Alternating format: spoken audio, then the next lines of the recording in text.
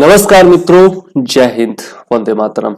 अध्ययन इंफोटेनमेंट के Bihar special segment में मैं चंद्रवर्धन आपका हार्दिक अभिनंदन करता हूं। आज के इस वीडियो में हम लोग देखने वाले हैं आधुनिक बिहार का इतिहास भाग 4, जो कि हमारा अंतिम भाग होगा। इससे पहले भाग 1, 2 और 3 में हम लोग आधुनिक इतिहास के बहुत सारे चैप्टर्स कवर कर चुके हैं, बहुत सारे सेक्शंस कवर कर चुके हैं जो कि परीक्षा के लिहाज से इंपॉर्टेंट थे।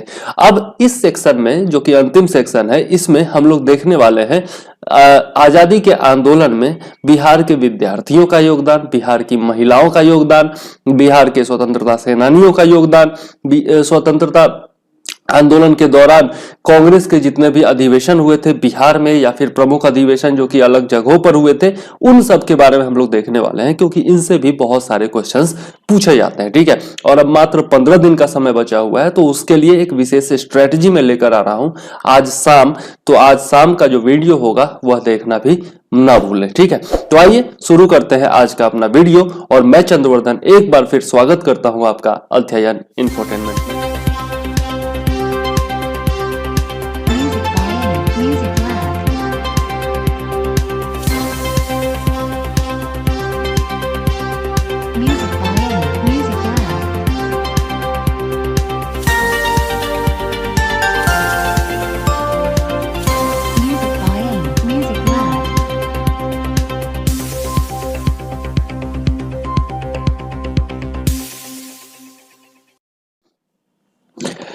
आज का जो हमारा पहला पॉइंट है वह है स्वतंत्रता आंदोलन के दौरान बिहार में आयोजित कांग्रेस के अधिवेशन। तो कांग्रेस के 3 अधिवेशन हुए थे बिहार में। ठीक है, पहला जो अधिवेशन था वह था 1912 में हुआ था, 27वां अधिवेशन जो कि 1912 में हुआ था। कहां हुआ था? तो बांकीपुर पटना में हुआ था। और इसके अध्यक्ष कौन थे? तो रंगनाथ सिंह मघोलकर इसके अध्यक्ष थे। ये तीनों बहुत ही ज्यादा इंपॉर्टेंट है दोस्तों, और कई बार इससे क्वेश्चन पूछा जा चुका है, तो याद जरूर रखिएगा। अध्यक्ष से भी क्वेश्चन पूछा जा चुका है, और आपका किस स्थान पर हुआ था इससे भी क्वेश्चन पूछा जा चुका है, और कौन सा अधिवेशन था यह भी पूछा जा चुका है। ठीक है, तो और याद रखना बहुत आसान है दोस्तों। 1912 सबसे पहला, और 1912 में 10 साल जोड़ दीजिए तो 1922 में दूसरा। ठीक है, इसमें 10 साल जोड़ना है, और 27वां अधिवेशन था तो इसमें 11 जोड़ना है, तो 38वां अधिवेशन हो गया, है ना। तो ये 1922 में 38वां अधिवेशन गया में हुआ था। ठीक है, सबसे पहले बांकीपुर पटना, उसके बाद गया, दोनों ही पड़ोसी आपका जिला है, तो आसान होगा याद रखने में। ठीक है, और इसके जो अध्यक्ष थे वो थे देशबंधु चित्तरंजन दास। ठीक है, देशबंधु चित्तरंजन दास। और तीसरा जो और अंतिम अधिवेशन जो हुआ था 1940 ईस्वी में हुआ था, 53वां अधिवेशन, जो कि रामगढ़ झारखंड में हुआ था। ठीक है, तो यह भी याद रखिएगा। और इसके अध्यक्ष जो थे वह अबुल कलाम आजाद जी थे। तो ये तीनों अधिवेशन जो है बहुत ज्यादा इंपॉर्टेंट है, याद रखिएगा। ठीक है, अब देख लेते हैं कांग्रेस से जुड़े हुए अन्य प्रमुख तथ्य जिनसे क्वेश्चन पूछे जाते हैं। तो कांग्रेस का अर्थ होता है व्यक्तियों का समूह। उत्तर अमेरिका के राजनीति की यह देन है, यह शब्द जो है वह उत्तर अमेरिका के राजनीति की देन है। ठीक है, स्थापना इसकी कब हुई थी? तो स्थापना जो है 1885 ईस्वी में हुई थी। ठीक है, वो हम लोग आगे देखेंगे। A.O. ह्यूम ने इसकी स्थापना की थी, जो कि सेवानिवृत्त ब्रिटिश अधिकारी थे। ठीक है, इन्हीं को श्रेय जाता है कांग्रेस की स्थापना का। इससे पूर्ववर्ती जो संस्था थी, इसका भी नाम पूछा जा चुका है दोस्तों, या तो 65वीं में पूछा गया था या 64वीं में पूछा गया था। तो इसकी जो पूर्ववर्ती संस्था थी वह थी भारतीय राष्ट्रीय संघ, इंडियन नेशनल यूनियन, जिसकी स्थापना 1884 ईस्वी में हुई थी। यह पूछा गया क्वेश्चन है, तो बहुत इंपॉर्टेंट है, याद रखिएगा। ठीक है, प्रथम सम्मेलन कब हुआ था? तो 28 दिसंबर 1885 ईस्वी को बंबई के गोकुलदास तेजपाल संस्कृत विश्वविद्यालय में इसका प्रथम सम्मेलन हुआ था। यह सम्मेलन जो है वो पुणे में होने वाला था, लेकिन पुणे में हैजा फैल जाने के कारण इसका स्थान बदलकर बंबई कर दिया गया था। ठीक है, तो गोकुलदास तेजपाल संस्कृत विश्वविद्यालय, यह कई बार पूछा जा चुका है, तो याद जरूर रखिएगा, इंपॉर्टेंट पॉइंट है। ठीक, आगे देख लेते हैं। प्रथम सम्मेलन के अध्यक्ष कौन थे? तो व्योमेश चंद्र बनर्जी थे। यह भी कई बार पूछा जा चुका है। और इसमें कितने प्रतिभागी शामिल हुए थे? तो 72 प्रतिभागी शामिल हुए थे। और प्रथम सम्मेलन में सचिव कौन थे? तो A.O. ह्यूम थे। ठीक है, तो यह भी बहुत इंपॉर्टेंट पॉइंट है, जरूर याद रखिएगा। ठीक है, अब हम लोग देख लेते हैं कांग्रेस की स्थापना से संबंधित विभिन्न मत। अचानक से कांग्रेस की जो स्थापना हुई तो अनेक विद्वानों का अपना अपना विचार था कि आखिर कांग्रेस की स्थापना क्यों हुई। कांग्रेस की स्थापना के संबंध में कुछ लोगों का कहना था कि यह जो है एओ ह्यूम की चाल है, या फिर उस समय के जो वायसराय थे उनकी चाल है, डफरिन की चाल है, ऐसा कहा जाता था। ठीक है, कुछ लोग इसको सेफ्टी बल्ब कहते थे, कुछ लोग तड़ित चालक कहते थे। तो ये किन्होंने क्या कहा इसके बारे में वो हम लोग थोड़ा देख लेते हैं, जो कि इंपॉर्टेंट है, पूछा जाता है। तो सबसे पहला है आपका सेफ्टी वॉल्व सिद्धांत।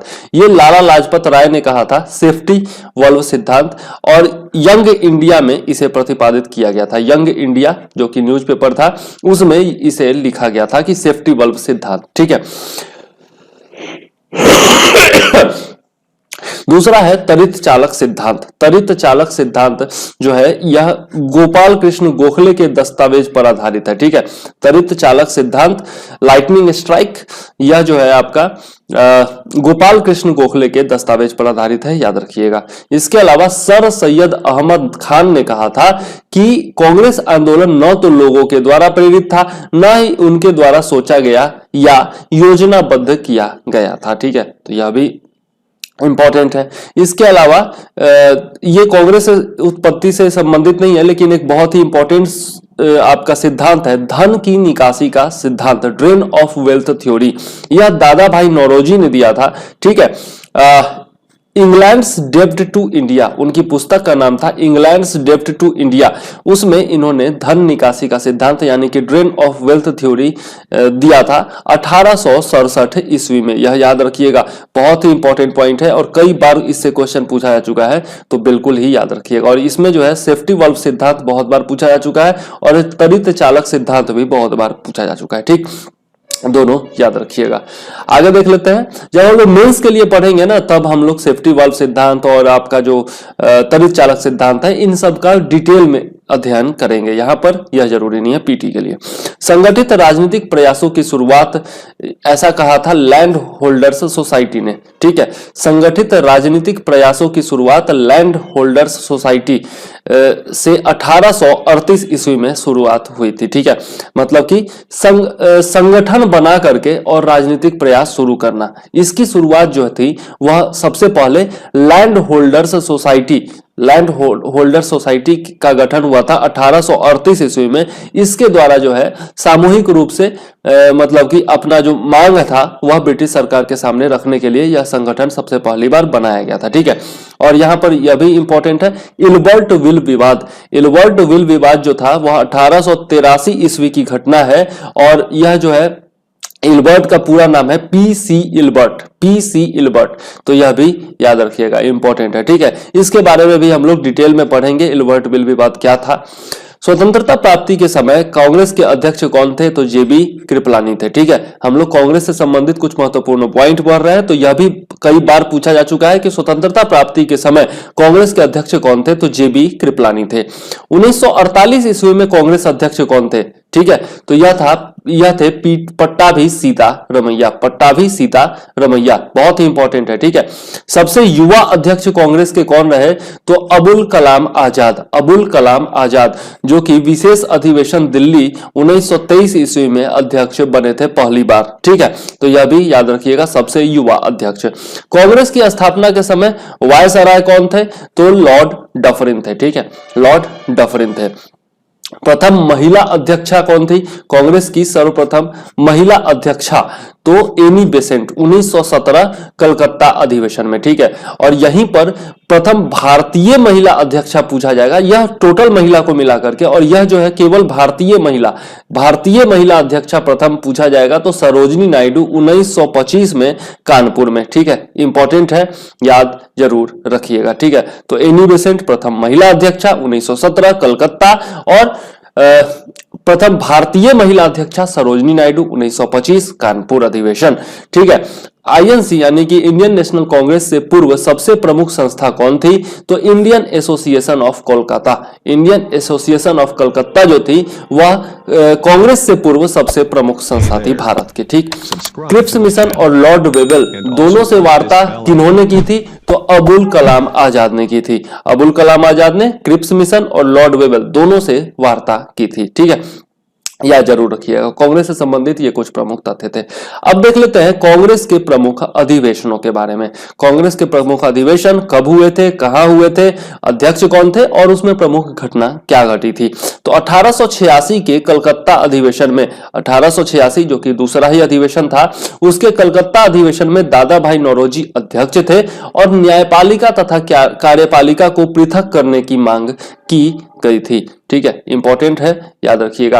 अच्छा, एक प्रश्न यहां पे बताइए, अगर आपने राज्य व्यवस्था का मेरा वीडियो देखा है तो न्यायपालिका तथा कार्यपालिका का पृथककरण यह किस अनुच्छेद में दिया हुआ है, यह आप कमेंट में जरूर लिखिएगा। ठीक है, आगे देख लेते हैं। 1887 तीसरा अधिवेशन कांग्रेस का मद्रास अधिवेशन, और इसमें बदरुद्दीन तैयब जी जो थे वो अध्यक्ष बने थे, जो कि कांग्रेस के प्रथम मुस्लिम अध्यक्ष भी थे। तो यह पूछा जा सकता है कि कांग्रेस के प्रथम मुस्लिम अध्यक्ष कौन थे, तो बदरुद्दीन तैयब जी। ठीक है, और यह पूछा भी जाता है। उसके बाद ही 1888 के इलाहाबाद अधिवेशन में जॉर्ज यूल अध्यक्ष बने थे, जो कि प्रथम अंग्रेज अध्यक्ष थे। तो यह भी क्वेश्चन पूछा जाता है कि आईएनसी के प्रथम अंग्रेज अध्यक्ष कौन थे, तो जॉर्ज यूल थे। ठीक है, और यह 1888 के इलाहाबाद अधिवेशन में अध्यक्ष बने थे। ठीक है, इसके बाद देख लेते हैं 1906 ईस्वी। 1906 ईस्वी में बारीसाल कलकत्ता में दादा भाई नौरोजी जो थे वह अध्यक्ष थे, और इसमें स्वराज की स्पष्ट शब्दों में मांग की गई थी। स्वदेशी आंदोलन की घोषणा की गई थी और नरमपंथी एवं गरमपंथी कांग्रेस सदस्यों में मतभेद हुआ था। 1906 बहुत ही महत्वपूर्ण कालखंड था, याद जरूर रखिएगा। ठीक है, और दादा भाई नौरोजी अध्यक्ष थे, यह भी याद रखिएगा। ठीक, आगे देख लेते हैं 1907 के सूरत अधिवेशन में रास बिहारी घोष अध्यक्ष थे, और इसी में कांग्रेस का नरम दल और गरम दल में विभाजन हो गया था।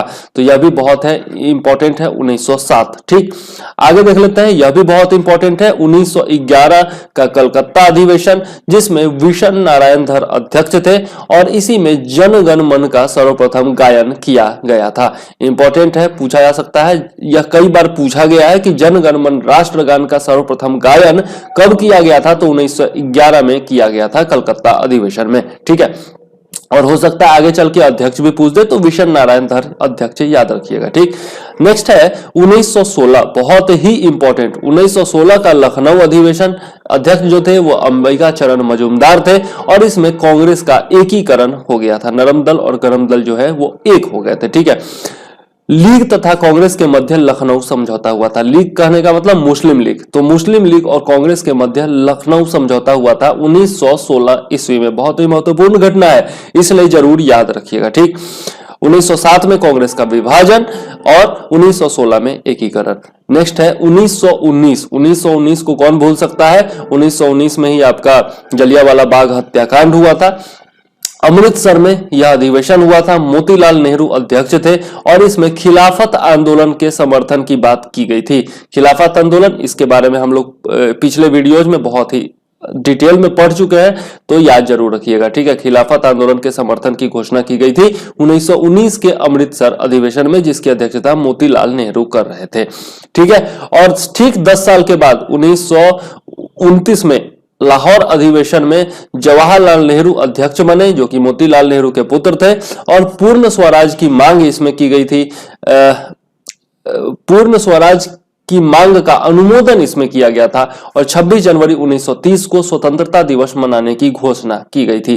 बहुत ही इंपॉर्टेंट पॉइंट है, इससे ज्यादा इंपॉर्टेंट पॉइंट कोई हो ही नहीं सकता, कितनी बार पूछा जा चुका है कह नहीं सकता, तो इसलिए बिल्कुल ध्यान में रखिएगा। 1929 लाहौर अधिवेशन, ठीक है, पूर्ण स्वराज की मांग, और 26 जनवरी 1930 ईस्वी को स्वतंत्रता दिवस मनाने की घोषणा। ठीक है, नेक्स्ट है 1931 कराची अधिवेशन, वल्लभ भाई पटेल जी अध्यक्ष बने थे, और गांधी इरविन समझौते का अनुमोदन इसमें किया गया था। इसके अलावा मूल अधिकारों पर भी प्रस्ताव पारित किया गया था।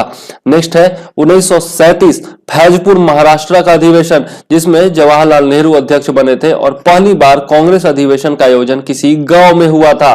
कई बार पूछा जा चुका है कि कांग्रेस का अधिवेशन किस गांव में हुआ था, पहली बार कब कांग्रेस का अधिवेशन गांव में हुआ था और किस गांव में हुआ था, तो फैजपुर महाराष्ट्र, याद रखिएगा 1937 ईस्वी, जवाहरलाल नेहरू अध्यक्ष, ठीक है। और पहली बार गांव में अधिवेशन हुआ था, ठीक है। इसके अलावा 1938 का हरिपुरा अधिवेशन भी बहुत ही इंपॉर्टेंट है। हरिपुरा गुजरात में यह अधिवेशन हुआ था 1938 में। क्यों इंपॉर्टेंट है? क्योंकि सुभाष चंद्र बोस जी इसके अध्यक्ष बने थे और जवाहरलाल नेहरू के नेतृत्व में आर्थिक नियोजन पर विचार हेतु राष्ट्रीय योजना कमेटी गठित की गई थी। तो यह घटना के लिए इंपॉर्टेंट नहीं है, लेकिन सुभाष चंद्र बोस अध्यक्ष बने थे हरिपुरा अधिवेशन में 1938 में, इसलिए यह इंपॉर्टेंट है, ठीक है। आगे देख लेते हैं 1940 और 1941 में रामगढ़ में अबुल कलाम आजाद जो थे वो अध्यक्ष बने थे और क्रिप्स मिशन और लॉर्ड वेवेल से इन्होंने वार्ता की थी। अभी कुछ ही देर पहले हम लोगों ने देखा था कि क्रिप्स मिशन और लॉर्ड वेवेल से दोनों से वार्ता किन्होंने की थी, तो अबुल कलाम आजाद ने की थी। क्यों? क्योंकि 1940 और 41 में यही रामगढ़ अधिवेशन में अबुल कलाम आजाद जी ही अध्यक्ष थे। 1941 में अधिवेशन हुआ नहीं था, तो यही अध्यक्ष बने रहे थे अबुल कलाम आजाद जी। 1942 में बंबई में विशेष अधिवेशन बुलाया गया था, इसमें भी अबुल कलाम आजाद जी अध्यक्ष थे और भारत छोड़ो आंदोलन का प्रस्ताव इसमें अनुमोदित किया गया था। तो यह इंपॉर्टेंट है, भारत छोड़ो आंदोलन का प्रस्ताव अनुमोदित किया गया था। उस समय अध्यक्ष कौन थे कांग्रेस के? तो अबुल कलाम आजाद जी थे। इसके अलावा देखते हैं 1943 से 1945, तो इसमें भी जो है अधिवेशन नहीं हुआ था, चूंकि आपका द्वितीय विश्व युद्ध चल रहा था इस समय, ठीक है। तो अधिवेशन नहीं हुआ था और इसमें जो है आपका अधिवेशन ही नहीं हुआ था, तो कुछ कहना नहीं है। 1946 ईस्वी में मेरठ में अधिवेशन हुआ था। जेबी कृपलानी जो थे वो अध्यक्ष थे और आजादी के समय भी यही अध्यक्ष रहे और सत्ता हस्तांतरण के समय भी यही अध्यक्ष रहे, ठीक है।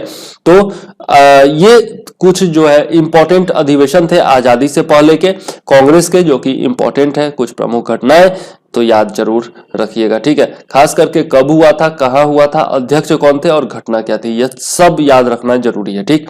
नेक्स्ट देख लेते हैं 1947 ईस्वी में दिल्ली हुई विशेष कॉन्फ्रेंस में यह अधिवेशन में अध्यक्ष डॉक्टर राजेंद्र प्रसाद थे। तो बिहार के लिहाज से बहुत ही इंपॉर्टेंट है कि डॉक्टर राजेंद्र प्रसाद चूंकि बिहार से है, तो यह पूछा जा सकता है बीपीएससी में कि कब डॉक्टर राजेंद्र प्रसाद अध्यक्ष बने थे। तो 1947 में दिल्ली में हुई विशेष अधिवेशन में अध्यक्ष डॉक्टर राजेंद्र प्रसाद थे। नेक्स्ट है 1930 ईस्वी में गैर कानूनी संघ अध्यादेश लाया गया था। ऑल इंडिया कांग्रेस समिति अवैध घोषित की गई थी, ठीक है। 1930 ईस्वी में गैर कानूनी संघ अध्यादेश लाकर ऑल इंडिया कांग्रेस समिति को अवैध घोषित किया गया था, ठीक है। और भारतीय राष्ट्रीय कांग्रेस के संस्थापक कौन थे? तो एओ ह्यूम थे और इनके बारे में कई बार पूछा जा चुका है कि ये कौन थे। तो एक असैनिक सेवक थे, मतलब कि ऐसा अंग्रेज अधिकारी जो कि सैनिक नहीं था। तो यह बहुत ही इंपॉर्टेंट पॉइंट है, यह तीनों पूछा जा चुका है, तो याद जरूर रखिएगा, ठीक है।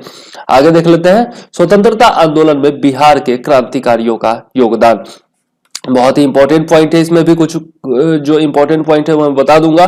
तो बिहार में कांग्रेसी क्रांतिकारी गतिविधियों को आगे बढ़ाने में श्री सियाराम सिंह के नेतृत्व में सियाराम दल ने उल्लेखनीय योगदान दिया था। सियाराम दल के 4 प्रमुख कार्यक्रम थे: धन संचय करना, शस्त्र संचय करना, शस्त्र चलाने का प्रशिक्षण देना एवं सरकार के प्रतिरोध हेतु जन संगठन करना, ठीक है।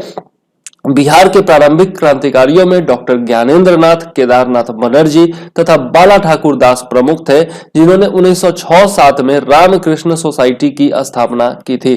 तो याद रखिएगा, रामकृष्ण सोसाइटी की स्थापना किन्होंने की थी? तो डॉक्टर ज्ञानेंद्र नाथ, केदारनाथ बनर्जी तथा बाला ठाकुर, ठीक है, पूछा जा सकता है। नेक्स्ट, पुलीन दास के सुझाव पर अक्टूबर 1906 ईस्वी में ढाका में अनुशीलन समिति की स्थापना की गई और क्रांतिकारी गतिविधियां आगे बढ़ी। तो यह अनुशीलन समिति जो है वो बहुत ही ज्यादा इंपॉर्टेंट है और किसके सुझाव पर इसकी स्थापना की गई थी? तो पुलीन दास के सुझाव पर। और कब की गई थी? 1906 ईस्वी में। बहुत ही इंपॉर्टेंट है, याद रखिएगा। बाबाजी ठाकुर दास ने पटना में 1906 ईस्वी में रामकृष्ण सोसाइटी की स्थापना कर द मदरलैंड नामक पत्रिका का संपादन किया था। तो यह भी पूछा जा सकता है कि द मदरलैंड पत्रिका का संपादन किन्होंने किया था, तो बाबाजी ठाकुर दास ने। ठीक, 1908 ईस्वी में खुदीराम बोस तथा प्रफुल्ल चाकी के द्वारा मुजफ्फरपुर के जिला जज किर्सफोर्ड की हत्या के प्रयास में बम फेंका गया, जिसमें प्रसिद्ध वकील प्रिंजल केनेडी की पत्नी तथा बेटी की मृत्यु हो गई थी। ठीक है, बहुत ही इंपॉर्टेंट पॉइंट है, याद रखिएगा। खुदीराम बोस पूसा जो आपका रेलवे स्टेशन है उसका नाम भी है खुदीराम बोस पूसा, मुजफ्फरपुर में जो के आसपास जो है।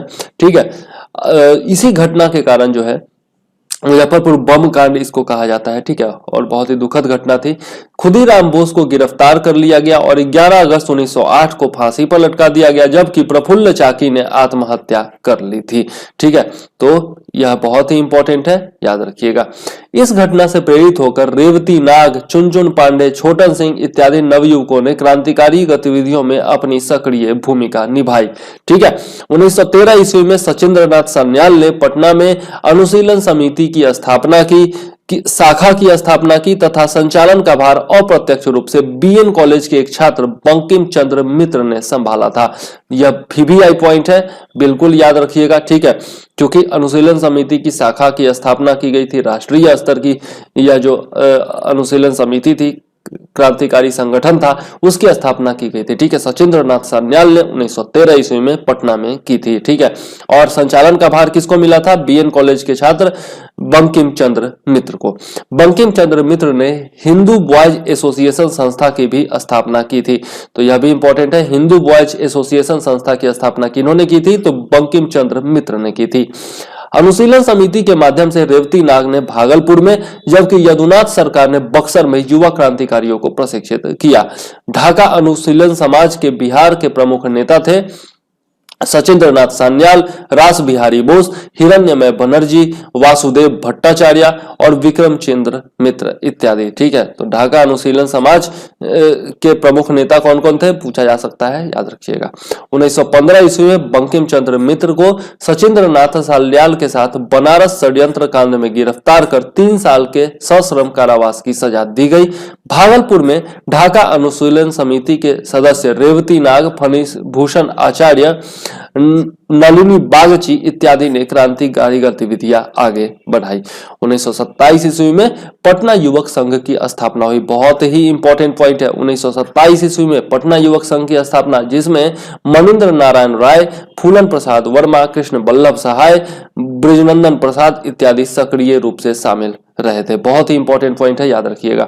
1929 ईस्वी में राम वृक्ष बेनीपुरी एवं अंबिका कांत सिंह के नेतृत्व में पटना में राय महेंद्र प्रताप के घर पाटलिपुत्र युवक संघ की स्थापना की गई, जिसके महामंत्री ज्ञान शाह थे। यह कई बार पूछा जा चुका है, तो याद जरूर रखिएगा। ठीक है, पाटलिपुत्र युवक संघ की स्थापना से कौन कौन जुड़े थे? तो राम वृक्ष बेनीपुरी, अंबिका कांत सिंह। ठीक है, और किसके घर में किया गया था? तो महेंद्र प्रताप, राय महेंद्र प्रताप के घर में। ठीक है, याद रखिएगा। और महामंत्री का भी नाम याद रखिएगा, ज्ञान साहा। 1928 ईस्वी में मोतिहारी में बिहार युवक संघ की स्थापना की गई थी, तो यह भी इंपॉर्टेंट है, मोतिहारी और 1928 बिहारी युवक संघ, याद रखिएगा। पटना से युवक नामक पत्रिका, जो कि मासिक पत्रिका थी, इसका प्रकाशन अंबिका कांत सिंह तथा जगदीश नारायण के सहयोग से हुआ। यह भी पूछा जा सकता है, पत्र पत्रिकाओं से भी क्वेश्चन पूछा जाता है, तो याद रखिएगा। ठीक है, 1928 ईस्वी में बिहार के दलसिंह सराय में राजनैतिक डकैती की घटना हुई। जून 1929 में मोल्लनिया गांव में डकैती हुई थी, जो कि क्रांतिकारियों ने डाला था। चंपारण डकैती से संबंधित जो क्रांतिकारी थे वो कौन कौन थे? तो जोगेंद्र शुक्ल, केदार मणि शुक्ल और परमानंद वल्कू सिंह इत्यादि। इंपॉर्टेंट है, याद रखिएगा। और ये जो डकैती होती थी, यह लिखना गलत है, मतलब किताबों में लिखता है, लेकिन डकैती यह मतलब वो वाली डकैती नहीं होती थी, वो आपका गब्बर सिंह वाली डकैती नहीं होती थी। ये डकैती जो होती थी, यह सरकारी खजानों को लूटा जाता था। जैसे आप लोगों ने काकोरी कांड सुना होगा, तो उसको जो है, जो लिखने वाले हैं, लेखक वगैरह इतिहासकार है, वो डकैती का नाम देते हैं, लेकिन वो डकैती नहीं है, वो क्रांतिकारी घटना कहना चाहिए। ठीक है, मेरे हिसाब से, बाकी पता नहीं। 15 जून 1931 ईस्वी को हाजीपुर मेल ट्रेन का खजाना लूटने का असफल प्रयास किया गया। 28 जून 1931 ईस्वी को पटना में भिखना पहाड़ी के पास पुलिस ने सूरजनाथ चौबे एवं दिल्ली षड्यंत्र केस के अभियुक्त हजारी लाल को भी गिरफ्तार कर लिया। ठीक है, और भिखना पहाड़ी को कौन नहीं जानता, आज के डेट में कोचिंग हब बना हुआ है, तो पटना का हर स्टूडेंट कम से कम भिखना पहाड़ी तो जानता है। ठीक है, 9 नवंबर 1932 ईस्वी को चंद्रमा सिंह ने लाहौर एवं पटना षड्यंत्र कांड के मुखबिर फणेंद्र नाथ की हत्या कर दी थी। बहुत ही इंपॉर्टेंट है, यह जो मुखबिर था फणेंद्र नाथ देशद्रोही, इसकी हत्या कर दी थी। ठीक है, किन्होंने, चंद्रमा सिंह ने 1932 ईस्वी में। नेक्स्ट है बेगूसराय गोलीकांड, बहुत ही इंपॉर्टेंट पॉइंट है। बेगूसराय गोलीकांड 1931 ईस्वी में हुआ था। 26 जनवरी 1931 को प्रथम स्वाधीनता दिवस मनाने के लिए श्री रघुनाथ ब्रह्मचारी के नेतृत्व में बेगूसराय जिले के परहास वर्तमान सुहृद नगर से बड़ा जुलूस निकाला गया था। पुराने पोस्ट ऑफिस के पास डीएसपी बशीर अहमद ने गोली चलाने का आदेश दे दिया, जिससे 6 व्यक्ति घटना स्थल पर ही शहीद हो गए थे। शहीदों में भैरवार के चंद्रशेखर सिंह, बनद्वार के रामचंद्र सिंह, रतनपुर के छट्टू सिंह और पहसारा के बनारसी सिंह शामिल थे और 2 अन्य अज्ञात हैं। ठीक है, यह कांड टेढ़ीनाथ मंदिर के सामने हुआ था। ठीक है, तो यह है आपका बेगूसराय हत्याकांड। कम से कम जो डेट है 1931, 26 जनवरी तो याद रहेगा, 1931 जरूर याद रखिएगा। ठीक है, और किसके नेतृत्व में निकला था, तो श्री रघुनाथ ब्रह्मचारी के नेतृत्व में निकला था। ठीक है, यह भी याद रखिएगा। आगे देख लेते हैं, स्वतंत्रता आंदोलन में बिहार के किसानों का योगदान, बहुत ही इंपॉर्टेंट पॉइंट है, याद जरूर रखिएगा। इससे पहले भी हम लोग जो है किसान सभा इत्यादि के बारे में पढ़ चुके हैं, तो अब जो है किसानों का ओवरऑल क्या योगदान रहा भारतीय स्वतंत्रता आंदोलन में, वह देख लेते हैं। ठीक है, और ये बिहार के किसानों का आंदोलन। ठीक है, स्वामी विद्यानंद ने भूमि संबंधी मौलिक मुद्दों को प्रमुखता से उठाया तथा जमींदारी प्रथा की बुराइयों को उजागर कर किसानों को जागृत किया था। स्वामी विद्यानंद याद रखिएगा एक नाम। आईएनसी के मतलब इंडियन नेशनल कांग्रेस के 1920 के नागपुर अधिवेशन में कर नहीं दो का नारा लगाया गया और बिहार के कुछ स्थानों पर जमींदारों को लगान नहीं दिया गया। तो कर नहीं दो का नारा कहां लगाया गया था, तो आईएनसी यानी कि कांग्रेस के 1920 के नागपुर अधिवेशन में, याद रखिएगा। इसके अलावा देखते हैं तो सविनय अवज्ञा आंदोलन के दौरान 1930 ईस्वी में समस्त बिहार में चौकीदारी कर नहीं दो अभियान चला, जो काफी सफल रहा था। ठीक है, 1930 के दशक के आर्थिक मंदी में गोपालगंज के भोरे और कटैया में के किसानों ने देवरिया अनुमंडल किसान सभा के अध्यक्ष सच्चिदानंद के नेतृत्व में पुलिस थानों पर आक्रमण कर विरोध दर्ज कराया था। मई 1931 में जहानाबाद में हुए किसान सम्मेलन में जिले के जमींदारों के द्वारा किसानों के दमन की निंदा की गई तथा किसानों की शिकायतों की जांच के लिए एक समिति नियुक्त की गई। उस समय शाहबाद में स्वामी भवानी दयाल सन्यासी प्रमुख रूप से सक्रिय थे, तो यह भी नाम याद रखिएगा, स्वामी भवानी दयाल सन्यासी। बिहार में कांग्रेस ने राजेंद्र प्रसाद की अध्यक्षता में एक कृषक जांच समिति भी नियुक्त की, जिसके अन्य सदस्य अब्दुल बारी, बलदेव सहाय तथा राजेंद्र मिश्र थे। तो यह याद रखिएगा किसके नेतृत्व में जांच समिति गठित की गई थी और सदस्य कौन कौन थे। ठीक है, 1932 ईस्वी में दोबारा शुरू हुए सविनय अवज्ञा आंदोलन में आंदोलन अधिक हिंसक हो गया और शिवहर, बेलसंड, बिरगनिया, तारापुर, मुंगेर इत्यादि स्थानों पर थानों पर आक्रमण भी किए गए। बिहार में कृषकों का सबसे प्रभावशाली एवं महत्वपूर्ण नेता स्वामी सहजानंद सरस्वती थे। ठीक है, बहुत ही इंपॉर्टेंट पॉइंट याद रखिएगा। किसानों एवं जमींदारों के बीच संघर्ष के मुद्दे क्या क्या थे, तो भोली यानी कि जिन्स में लगान भुगतान, भूमि की का नगदी यानी कि नगद लगान भुगतान और भूमि में परिवर्तन, यह जो थे किसानों और जमींदारों के बीच में संघर्ष के मुद्दे थे। कांग्रेसी सरकार ने 1947 में किसान आंदोलनों पर काबू करने के लिए बिहार सार्वजनिक व्यवस्था अनुरक्षण अधिनियम पारित किया। इसके बाद एक गांव का किसान दूसरे गांव में नहीं जा सकता था जहां बकास्त आंदोलन चल रहा हो। बकास्त आंदोलन के बारे में पहले हम लोग पढ़ चुके हैं, तो वहां से जरूर वीडियो देख लीजिएगा। ठीक है, याद जरूर रखिएगा ये सारे पॉइंट्स। अब देख लेते हैं स्वतंत्रता आंदोलन में बिहार के विद्यार्थियों का योगदान। बिहार बिहार के विद्यार्थियों का योगदान देख लेते हैं। दरभंगा में 1901 ईस्वी में एक फूस के घर में सरस्वती अकादमी का गठन हुआ, जो देश प्रेम की शिक्षा का केंद्र था। कमलेश्वरी चरण सिन्हा, ब्रजकिशोर प्रसाद, हरनंदन दास, सतीश चंद्र चक्रवर्ती इत्यादि इससे जुड़े थे। ठीक है, तो याद रखिएगा कब जो है आपका सरस्वती अकादमी की स्थापना हुई थी, दरभंगा कहाँ हुई थी, दरभंगा में 1901 ईस्वी में, और कौन कौन इससे जुड़े हुए थे यह भी देख लीजिएगा। 1906 ईस्वी में श्री कृष्ण सिंह और तेजस्वर प्रसाद ने सुरेंद्र नाथ बनर्जी से प्रभावित होकर बिहार स्टूडेंट्स कॉन्फ्रेंस की स्थापना की थी।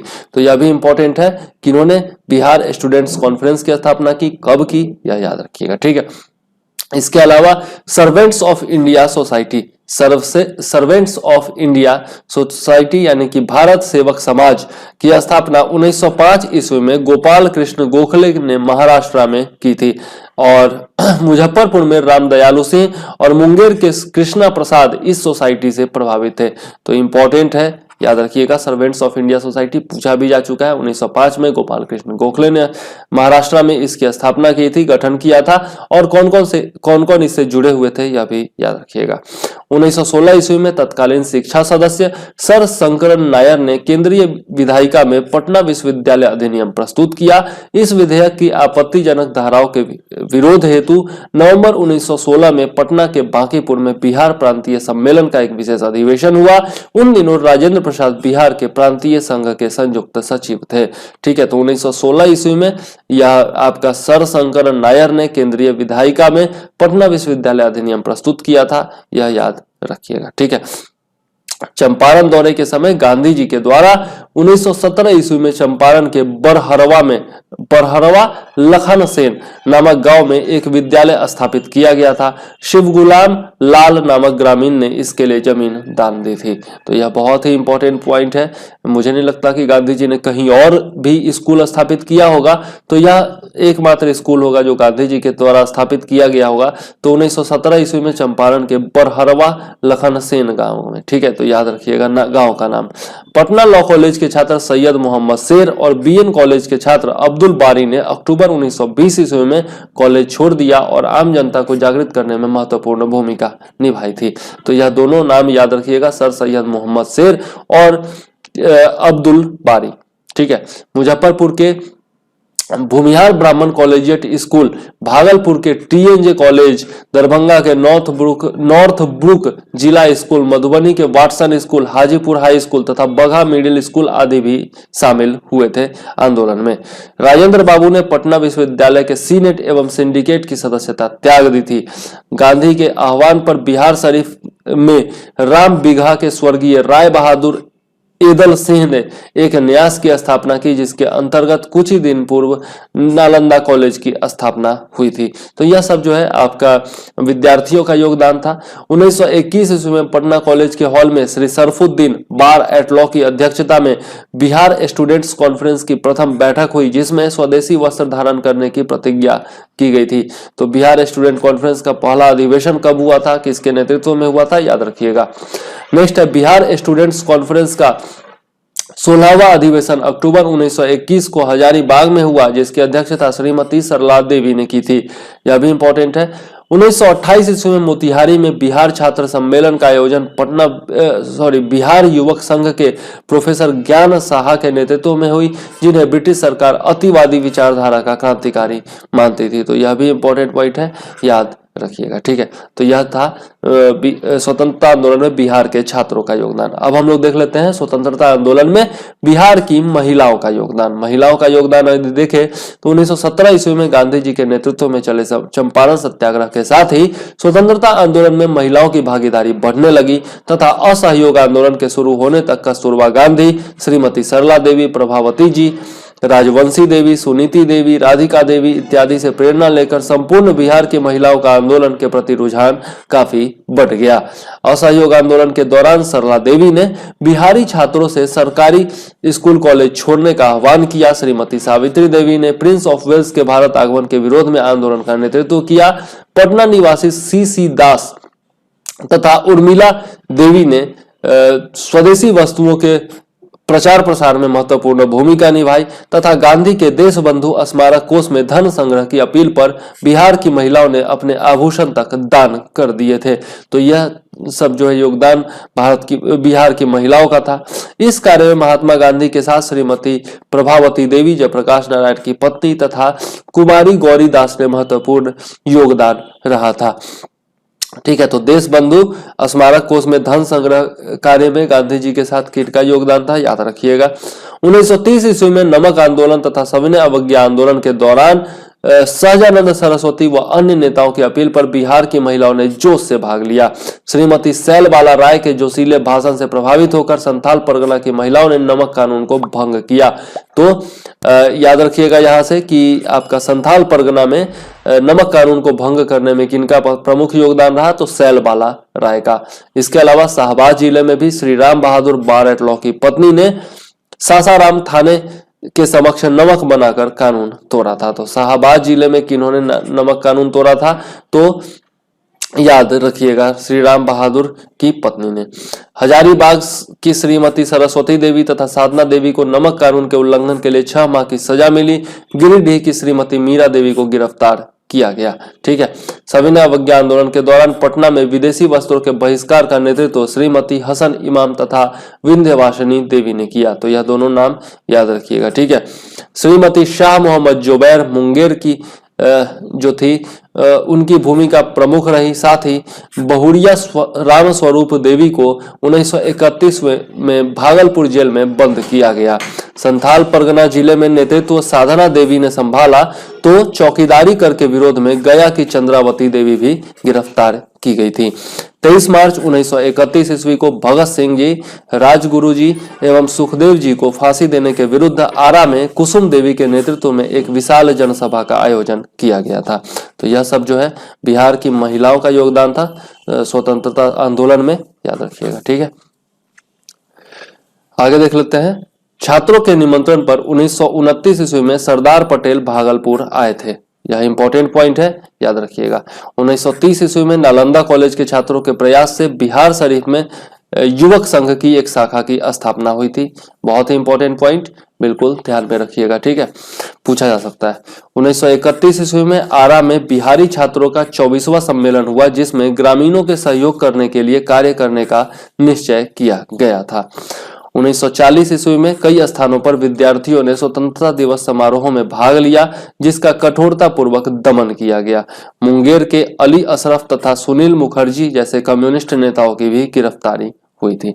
ठीक है, तो यह जो कुछ महत्वपूर्ण पॉइंट्स हैं वह याद रखिएगा। जयप्रकाश नारायण की गिरफ्तारी के विरोध में 14 मार्च 1940 को संपूर्ण प्रांत में जयप्रकाश दिवस मनाया गया था। लगातार विरोध प्रदर्शनों और आंदोलनों के फलस्वरूप 22 अप्रैल 1946 को उनकी रिहाई की गई थी। इंपॉर्टेंट है, याद रखिएगा। अप्रैल 1940 ईस्वी में दरभंगा में बिहारी छात्र सम्मेलन का आयोजन किया गया था। 16 अप्रैल 1940 को छात्र संघ के तत्वावधान में पटना, मुजफ्फरपुर और दरभंगा में छात्रों द्वारा दमन विरोधी दिवस मनाया गया था। अप्रैल 1941 में मधुबनी में छात्र सम्मेलन हुआ, जिसकी अध्यक्षता राम वृक्ष बेनुपुरी जी ने की थी। अगस्त 1941 में बिहार प्रांतीय छात्र सम्मेलन में सर्वपल्ली राधाकृष्णन ने उद्घाटन भाषण दिया था।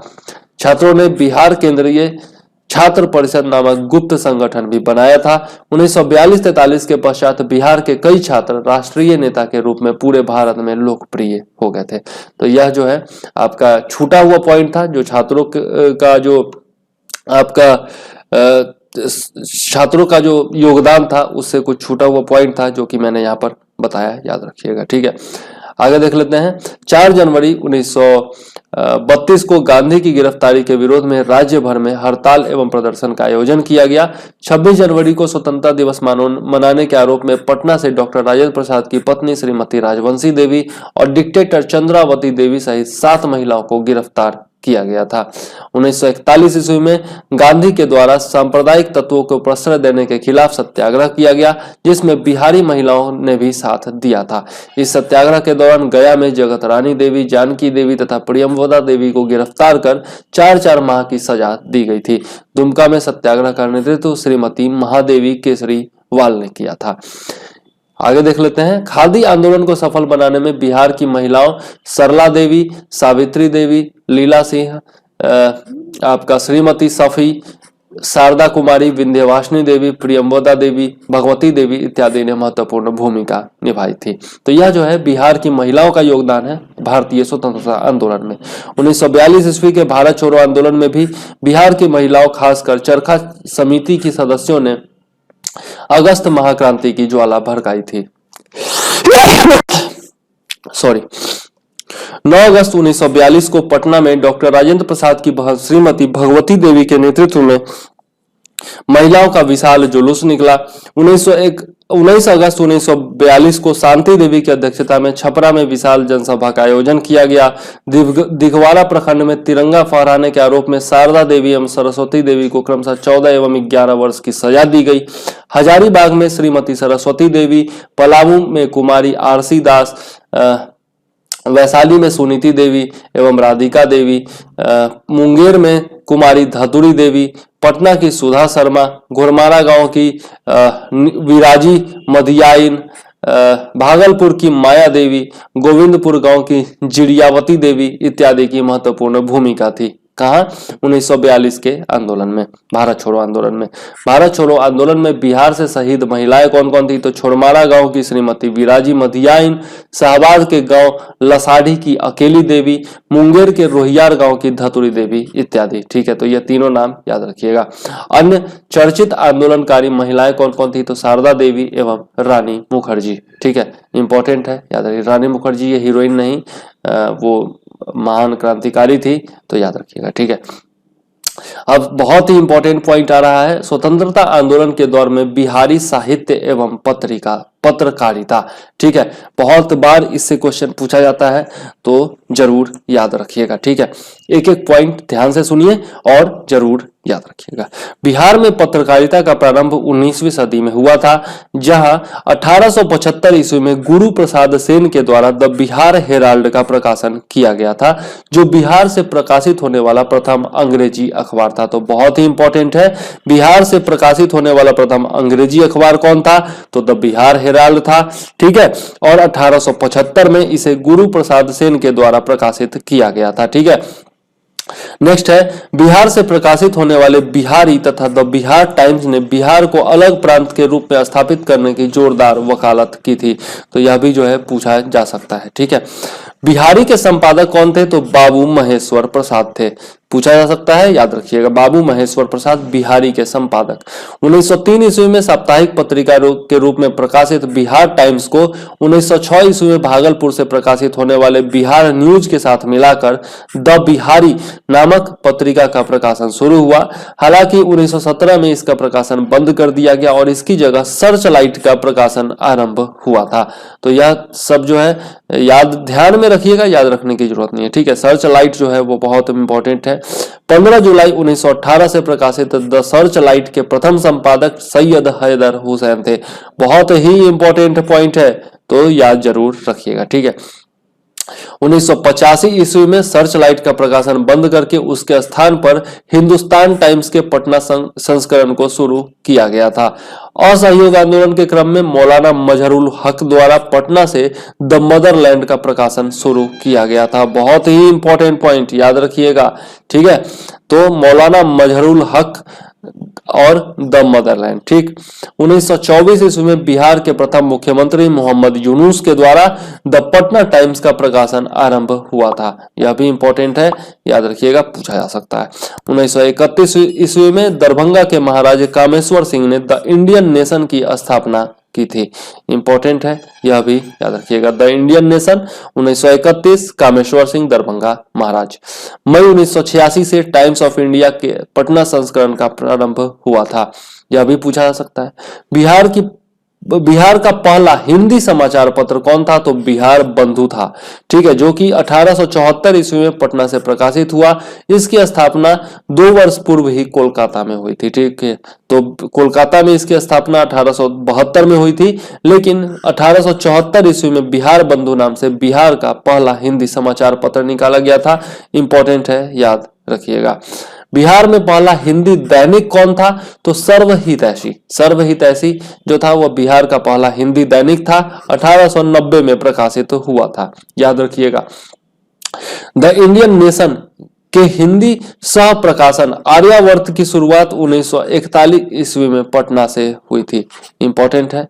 1947 ईस्वी में सर्चलाइट का सह प्रकाशन हिंदी भाषा में प्रदीप नाम से प्रारंभ हुआ था, इंपॉर्टेंट है, याद रखिएगा। प्रदीप का प्रकाशन 1986 में बंद हो गया तथा उसके स्थान पर हिंदुस्तान का पटना संस्करण प्रकाशित होने लगा था, ठीक है, तो यह भी याद रखिएगा 1986 ईस्वी, और प्रदीप जो है वो हिंदुस्तान बन गया। 1986 ईस्वी में नव भारत टाइम्स के पटना संस्करण का प्रकाशन भी आरंभ हुआ, लेकिन 1995 ईस्वी में इसे बंद कर दिया गया था, ठीक है।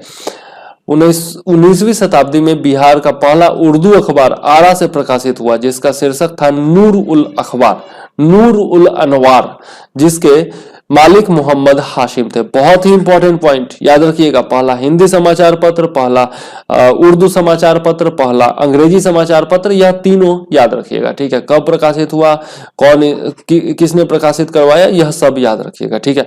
बिहार का पहला उर्दू दैनिक कौन था? तो 1876 ईस्वी में आरा से ही प्रारंभ हुआ था।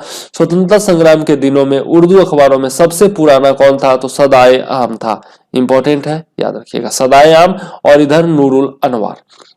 इसी काल में इत्तिहाद और साती का भी प्रकाशन प्रारंभ हुआ था। 1948 ईस्वी में दरभंगा से एक साहित्यिक पत्रिका किरण का प्रकाशन प्रारंभ हुआ था, तो किरण का प्रकाशन दरभंगा से हुआ था 1948 ईस्वी में, याद रखिएगा। सविनय अवज्ञा आंदोलन के दौरान हजारीबाग जेल से ही एक मासिक पत्रिका बंदी कैदी निकाली गई, जो एक हस्तलिखित मासिक पत्रिका थी, इंपॉर्टेंट है, बंदी कैदी हजारीबाग जेल, याद रखिएगा।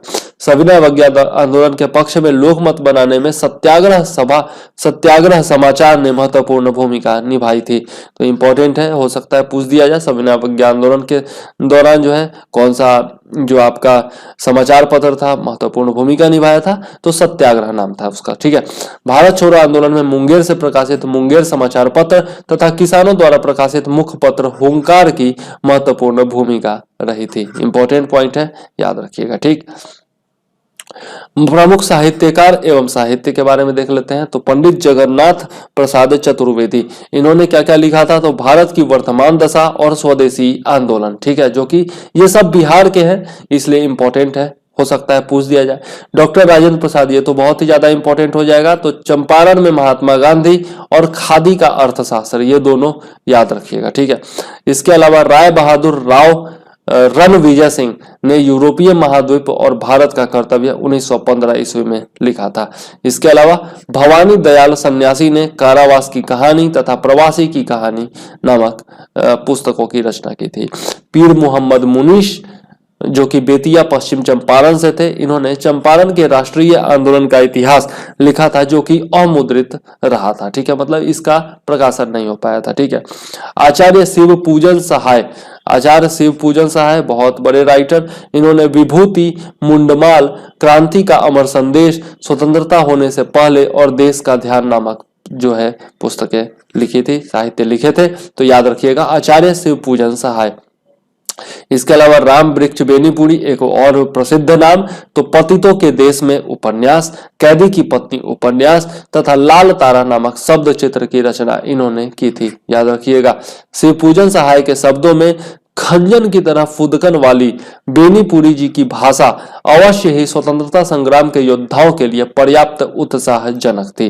तो अगर राम वृक्ष बेनीपुरी के बारे में कुछ पूछा जाता है मेंस में भी, तो यह आप यूज कर सकते हैं, ठीक है, याद रखिएगा। राजा राधिका रमन प्रसाद सिंह, जिनको कि गद्य सम्राट कहा जाता है, उनका जो लेखन था वह था गांधी टोपी 1938 ईस्वी में, तो पूछा जा सकता है गांधी टोपी के रचयिता कौन थे? तो राजा राधिका रमन प्रसाद सिंह। अंग्रेजी के पत्रकार महेश नारायण ने बाद में बिहार टाइम्स के माध्यम से स्वतंत्र बिहार की स्थापना का आंदोलन चलाया, तो इंपॉर्टेंट है, महेश नारायण, याद रखिएगा। इनका जो अखबार था उसका नाम क्या था? बिहार, ठीक है, और बाद में जो है स्वतंत्र बिहार बाद में जो है बिहार टाइम्स हो गया था यह, ठीक है। गोपाल शास्त्री जगन्नाथपुर सारण जिला के थे। इन्होंने क्या क्या लिखा था, तो राष्ट्र भाषा भूषण, राष्ट्र धर्मोपदेशिका और हरिजन स्मृति। इसके अलावा मुकुटलाल मिश्र रंग, इन्होंने दुर्गा विजय जो कि दुर्गा सप्तशती का पद्यानुवाद था, इसकी रचना की थी। इसके अलावा रघुवीर नारायण जो कि खड़ी बोली और भोजपुरी में लिखते थे, इन्होंने बटोहिया और भारत भवानी की रचना की थी। यह पूछा जा सकता है, याद रखिएगा, इंपॉर्टेंट है। मनोरंजन प्रसाद सिंह, इन्होंने फिरंगिया, बटोहिया की तर्ज पर ही फिरंगिया की रचना की थी, यह भी इंपॉर्टेंट है, याद रखिएगा। राजेंद्र प्रसाद का देश नामक पत्र बिहार में उतना ही प्रसिद्ध हुआ जितना उत्तर प्रदेश में गणेश शंकर विद्यार्थी का प्रताप, तो याद रखिएगा, दोनों ही इंपॉर्टेंट है। प्रताप जो है की रचना गणेश शंकर विद्यार्थी और देश नामक पत्र की रचना राजेंद्र प्रसाद, ठीक है। इसके अलावा रामधारी सिंह दिनकर, इनको कौन नहीं जानता, 1928 से लेकर के 1942 ईस्वी तक इन्होंने रचनाएं रची थी स्वतंत्रता आंदोलन के दौरान। प्रणभंग, हिमालय, दिल्ली, हाहाकार, आग की भीख इत्यादि, ठीक है। इनकी तो खैर बहुत सारी रचना है, लेकिन यह जो है बिहार के संदर्भ में प्रमुख है और आजादी के आंदोलन के संदर्भ में, इसलिए यहाँ पे लिया गया है। इसके अलावा देवव्रत शास्त्री और जगन्नाथ मिश्र इस युग के प्रमुख पत्रकार थे, तो दोनों नाम याद रखिएगा। मोहनलाल महतो वियोगी का जो है आर्यावर्त महाकाव्य था, ठीक है, याद रखिएगा। मोहनलाल महतो वियोगी, आर्यावर्त महाकाव्य। गोपाल सिंह नेपाली तथा राहुल सांकृत्यायन भी प्रमुख रचनाकार थे, ठीक है। तो इस प्रकार से याद रखिएगा ये सब, और देख लेते हैं अंत में कुछ प्रमुख परीक्षोपयोगी तथ्य जो कि पूछे जा चुके हैं। तो 1885 ईस्वी में बिहार एवं बंगाल में भूमि पर किराएदारों के अधिकारों को बंगाल किराएदार अधिनियम द्वारा स्वीकृति दी गई थी। तो 1885 बंगाल किराएदार अधिनियम, याद रखिएगा। असहयोग आंदोलन की सफलता हेतु बिहार में प्रचलित मान्यता यह थी कि गांधी जो थे वो धर्म के प्रतीक थे, बहुत ही इंपॉर्टेंट है, याद रखिएगा, ठीक है। असहयोग आंदोलन से में छपरा से प्रमुख भूमिका राहुल सांकृत्यायन की रही थी, यह पूछा जा चुका है, याद रखिएगा। पीर मोहम्मद मुनीश ने दुखी आत्मा और दुखी हृदय जैसे शब्द चंपारण के किसानों की बदहाली पर कहा था, बहुत ही इंपॉर्टेंट है, पूछा जा चुका है। जयप्रकाश नारायण का जन्म 11 अक्टूबर 1902 ईस्वी को सिताब दयारा सारण में हुआ था, यह भी इंपॉर्टेंट है, याद रखिएगा। इसके अलावा प्रजा सोशलिस्ट पार्टी का गठन 1952 ईस्वी में जयप्रकाश नारायण ने किया था, इंपॉर्टेंट है, याद रखिएगा, ठीक है। संपूर्ण क्रांति की घोषणा जयप्रकाश नारायण ने कब की थी, 5 जून 1974 ईस्वी को की थी। इसको तो डेट सहित याद रखिएगा, 5 जून 1974 संपूर्ण क्रांति की घोषणा जयप्रकाश नारायण के द्वारा।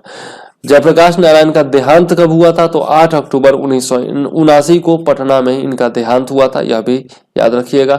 श्री दीप नारायण सिंह के नेतृत्व में बिहार प्रांतीय कांग्रेस का दूसरा अधिवेशन हुआ था, ठीक है, तो यह भी याद रखिएगा, पूछा जा चुका है, ठीक है। यह सब जितने भी बता रहा हूं सब पूछा जा चुका है। बिहार में परमानेंट सेटलमेंट का उद्देश्य क्या था, तो जमींदारों द्वारा वंश परंपरागत अधिकार स्वेच्छा से हस्तांतरित करना इसका उद्देश्य था। नेक्स्ट है, ब्रिटिश राज्य में रॉबर्ट क्लाइव ने बिहार का नायब दीवान किसको बनाया था, तो सीताब राय को नियुक्त किया था, इंपॉर्टेंट पॉइंट है, याद रखिएगा। मुंगेर के बरहिया ताल में विरोध का मुख्य उद्देश्य बकास्त भूमि की वापसी की मांग थी, ठीक है, यह भी इंपॉर्टेंट है, याद रखिएगा। सदाकत आश्रम की स्थापना किन्होंने की थी, तो मजहरुल हक ने की थी, इंपॉर्टेंट पॉइंट, याद रखिएगा। मुस्लिम लीग के प्रत्यक्ष कार्यवाही दिवस की घोषणा के द्वारा बिहार में पूर्ण हड़ताल 16 अगस्त 1946 ईस्वी को हुई थी, ठीक है, इंपॉर्टेंट है। बिहार में यूरोपीय कंपनियों या व्यापारियों के आगमन का क्रम देख लेते हैं, तो पुर्तगीज, डच, फ्रांसीसी, डेनिश, अंग्रेज, ठीक है, तो याद रखिएगा। भारत में जो क्रम था उससे थोड़ा सा अलग क्रम है ये, तो याद जरूर रखिएगा, ठीक है। सफाहोर आंदोलन 1870 ईस्वी में भागीरथ मांझी के नेतृत्व में हुआ था, यह भी इंपॉर्टेंट पॉइंट है, याद रखिएगा। सफाहोर आंदोलन 1870, भागीरथ मांझी। बेगूसराय में चौकीदारी कर के विरुद्ध आंदोलन सविनय अवज्ञा आंदोलन के दौरान हुआ था, यह भी याद रखिएगा। बिहार युवक संघ की स्थापना मोतिहारी में 1918 ईस्वी में की गई थी, बहुत ही इंपॉर्टेंट पॉइंट है, जरूर ध्यान में रखिएगा। इसके अलावा बुनकर समुदाय के हित में मोमिन कांग्रेस की स्थापना अब्दुल कय्यूम अंसारी ने 1938 ईस्वी में की थी। तो याद रखिएगा, मोमिन कांग्रेस की स्थापना। थियोडोर सूरिन के नेतृत्व में आदिवासी महासभा का गठन 1938 ईस्वी में हुआ था। ठीक है, तो आदिवासी महासभा का गठन किसके नेतृत्व में कब हुआ था, याद रखिएगा। बिहार में जमींदारी प्रथा को समाप्त करने में श्री कृष्ण बल्लभ सहाय ने महत्वपूर्ण भूमिका निभाई थी, पूछा जा चुका है, याद रखिएगा।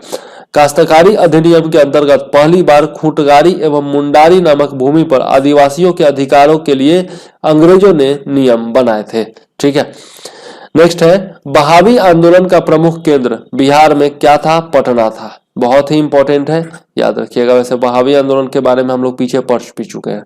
रामानंद सिंह 11 अगस्त 1942 को शहीद होने वाले 7 शहीदों में प्रथम थे, जो कि सचिवालय गोलीकांड हुआ था।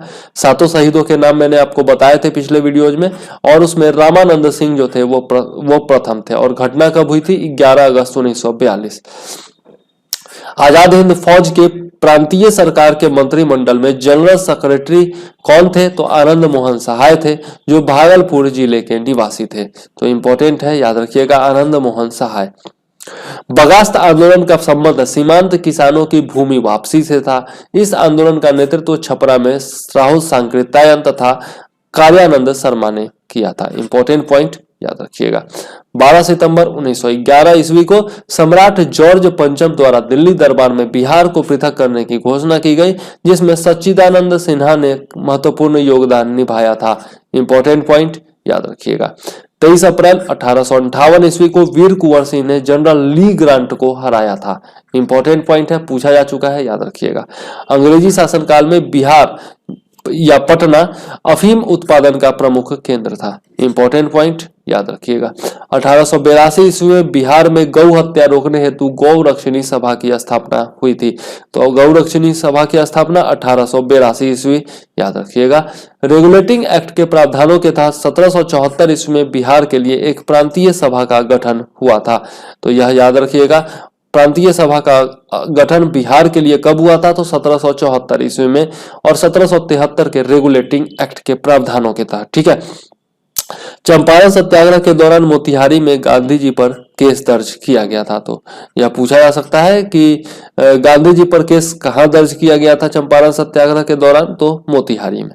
इसके अलावा बिहार छात्र परिषद का संगठन डॉक्टर राजेंद्र प्रसाद ने किया था। तो इंपॉर्टेंट है, बिहार स्टूडेंट्स जो परिषद मतलब कि कमीशन कह सकते हैं, तो इसकी जो स्थापना संगठन जो था वह डॉक्टर राजेंद्र प्रसाद ने किया था। ठीक है, बिहार स्टूडेंट्स कॉन्फ्रेंस कहिए या फिर बिहार विधानसभा चुनाव 1937 में मुस्लिम लीग का एक भी सदस्य चयनित नहीं हुआ था। इंपॉर्टेंट है, याद रखिएगा। कैबिनेट मिशन योजना के तहत राज्यों की ग्रुपिंग में बिहार को ग्रुप ए में रखा गया था। ठीक है, तो यह भी पूछा जा सकता है, बीपीएससी में कुछ भी पूछना संभव है, तो याद जरूर रखिएगा। ठीक है, तो यह जो थे यह हमारा अंतिम पार्ट था, इसलिए अंत में मैंने कुछ पूछे हुए क्वेश्चन और कुछ जो आगे पूछे जा सकते हैं ऐसे इंपॉर्टेंट पॉइंट जो है आप लोगों को बता दिए। ठीक है, और अभी जो है आधुनिक बिहार के इतिहास से कोई दिक्कत नहीं होनी चाहिए, ऐसा मेरा मानना है। ठीक है, और इससे पहले मध्यकालीन बिहार और प्राचीन बिहार के इतिहास के बारे में भी मैं बता चुका हूं, सारा वीडियो दे चुका हूं, तो याद जरूर रखिएगा, सारे वीडियोस देखिए। ठीक है, और यदि नोट्स चाहिए तो 9525360283 पर आप मुझे व्हाट्सएप कर सकते हैं। ठीक है, व्हाट्सएप कीजिए, और जो है मात्र 500 रुपए में आपको टोटल नोट्स मिलेंगे, बिहार विशेष जितने भी नोट्स हैं और करंट अफेयर्स हैं। ठीक है, तो ये सारे मिल जाएंगे, आपको व्हाट्सएप करना है इस नंबर पर। ठीक है, और वीडियो अगर पसंद आता है तो लाइक कीजिए, शेयर कीजिए, सब्सक्राइब कीजिए, और अपने दोस्तों को भी हमारे चैनल से जोड़िए ताकि वो भी लाभान्वित हो सके। लास्ट 15 दिन बचा हुआ है मात्र, तो 15 दिन में क्या स्ट्रेटेजी होनी चाहिए, क्या पढ़ाई होनी चाहिए, क्या पढ़ना चाहिए, यह सब मैं बताऊंगा। आज शाम वीडियो जरूर देखिएगा। ठीक है, तो अब मुझे दीजिए इजाजत। जय हिंद, वंदे मातरम।